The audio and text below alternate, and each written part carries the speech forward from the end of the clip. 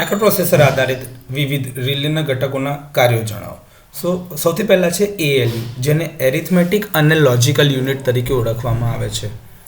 ALU એ માઇક્રોપ્રોસેસરનું મગજ અથવા નિર્ણય લેવાનું તત્વ છે. તે બાઇનરી સ્વરૂપમાં સરવાળો, બાદબાકી, ગુણાકાર, ભાગાકાર વગેરે કરે છે અને વિવિધ તાર્કિક પ્રક્રિયાઓ જેમ કે એન્ડ, ઓર, નોટ, નેન્ડ વગેરે જેવા લોજિકલ ઓપરેશન પણ ALU દ્વારા જ કરવામાં આવે છે.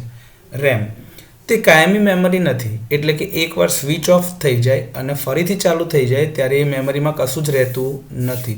એને રેન્ડમ એક્સેસ મેમરી તરીકે ઓળખવામાં આવે છે. તે read write type temporary memory છે અને આને સ્ક્રેચ પેડ મેમરી પણ કહેવામાં આવે છે કે લખ્યું ભૂસી નાખ્યું એવું થઈ શકે છે. ROM એટલે કે રીડ ઓનલી મેમરી. આને ફક્ત વાંચી શકાય એવી મેમરી તરીકે ગણી શકાય. એટલે કે માઇક્રોપ્રોસેસરને જે કામગીરી કરવાની છે એના માટે જે જરૂરી પ્રોગ્રામ લખવામાં આવે છે એ આ મેમરીમાં સ્ટોર કરવામાં આવે છે, જેના આધારે માઇક્રોપ્રોસેસર એ પ્રોગ્રામના આધારે જ કાર્ય કરે છે. આમાં લખાયેલ ડેટા બદલી શકાતો નથી. ઘણા પ્રકારના ROM હવે આવી શકે છે માઇક્રોપ્રોસેસરની સાથે એડવાન્સમેન્ટ ટેકનોલોજીના કારણે.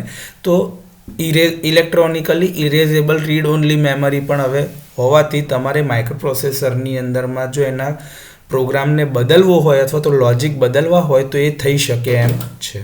Control unit. માઇક્રોપ્રોસેસરના વિવિધ બ્લોક્સ ડેટા બસ દ્વારા એકબીજા સાથે જોડાયેલા છે.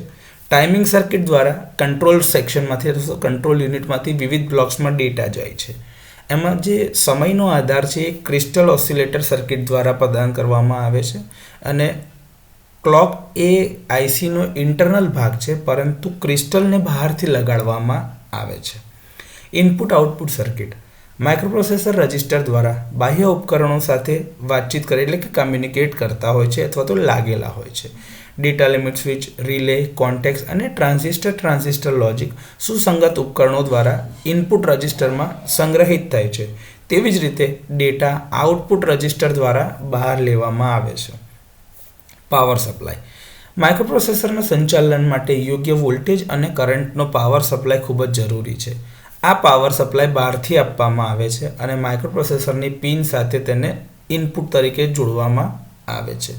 તો માઇક્રોપ્રોસેસર આધારિત રિલેના વિવિધ ઘટકોના કાર્યો આ પ્રમાણે છે.